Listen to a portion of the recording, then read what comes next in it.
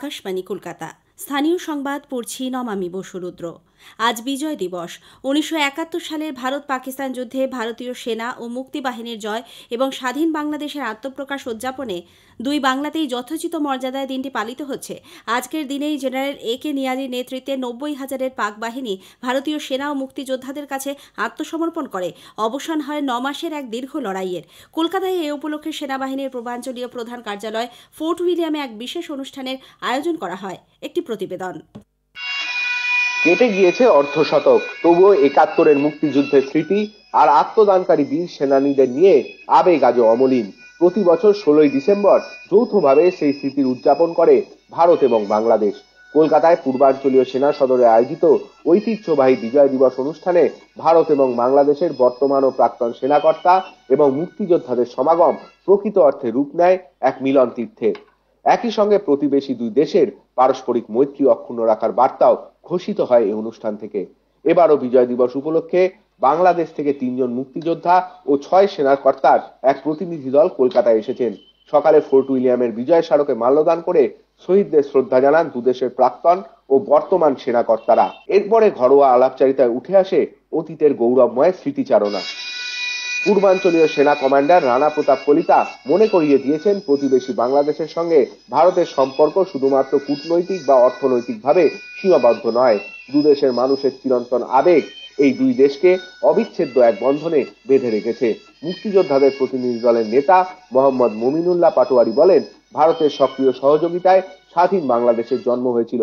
ভারতের প্রতি বাংলাদেশের কৃতজ্ঞতা ও ভালোবাসা সেই কারণে চিরকাল অক্ষুণ্ণ থাকবে। শ্রাবণী পালিতের সঙ্গে অভিরূপ ভট্টাচার্য, আকাশবাণী সংবাদ, কলকাতা। প্রধানমন্ত্রী নরেন্দ্র মোদী আজ বিকশিত ভারত সংকল্প যাত্রায় কেন্দ্রীয় সরকারের বিভিন্ন প্রকল্পের সুবিধাভোগীদের সঙ্গে কথা বলবেন ও বক্তব্য রাখবেন। ভিডিও কনফারেন্সের মাধ্যমে এই অনুষ্ঠান হবে বিকেল 4টে। এ রাজ্যে কোচবিহার, আলিপুরদুয়ার, বাঁকুড়া, উত্তর চব্বিশ পরগনা এই 4 জেলার সুবিধাভোগীরা অনুষ্ঠানে যোগ দেবেন। বাঁকুড়ায় মন্ত্রী সুভাষ সরকার, কোচবিহারে মন্ত্রী নিশীথ প্রামাণিক, আলিপুরদুয়ারে জন বার্লা এবং বনগাঁয় শান্তনু ঠাকুর উপস্থিত থাকবেন। উল্লেখ্য, কেন্দ্রের বিভিন্ন কল্যাণমূলক প্রকল্পের সুবিধা প্রাপকদের কাছে নির্দিষ্ট সময় পৌঁছে দিতে সারা দেশে এই বিকশিত ভারত সংকল্প যাত্রা কর্মসূচি চলছে। লক্ষ্য কণ্ঠে গীতা পাঠের প্রারম্ভ হিসেবে আজ কলকাতার ব্রিগেড প্যারেড গ্রাউন্ডে বাস্তু পূজা অনুষ্ঠিত হয়। সকালে বাবুঘাটে গঙ্গাবরণের মাধ্যমে এই অনুষ্ঠানের সূচনা হয়।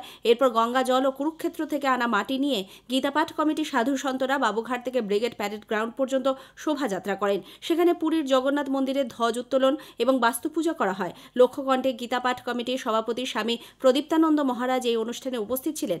উল্লেখ্য, 24শে ডিসেম্বর 1 লক্ষ সমবেত কণ্ঠে গীতাপাঠের যে আয়োজন করা হয়েছে, তার আগে আজকের এই অনুষ্ঠান। কৃষক বন্ধু প্রকল্পের অনুকরণে রাজ্য সরকার ক্ষুদ্র শিল্পের সঙ্গে জড়িত হস্তশিল্পীদের জন্য ডেথ বেনিফিট স্কিম চালু করার বিষয়ে ভাবনা চিন্তা করছে। এই প্রকল্পে সরকারি পরিচয়পত্র রয়েছে এমন হস্তশিল্পীর মৃত্যু হলে তার পরিবারকে এককালীন 2 লক্ষ টাকা করে ক্ষতিপূরণ দেওয়া হবে। এজন্য একটি প্রস্তাব অর্থ দপ্তরে পাঠানো হয়েছে। গত কয়েকটি দুয়ারে সরকার শিবিরের মাধ্যমে হস্তশিল্পীদের নাম নথিভুক্ত করা হয়েছে বলে জানা গেছে। মালদায় ইংরেজবাজার ব্লকের কোতোয়ালি অঞ্চলের মিহিরদাস কলোনির পাহাড়পুর গ্রামের একই সঙ্গে 3 ছাত্রীর নিখোঁজ হওয়ার ঘটনায় চাঞ্চল্য ছড়িয়েছে।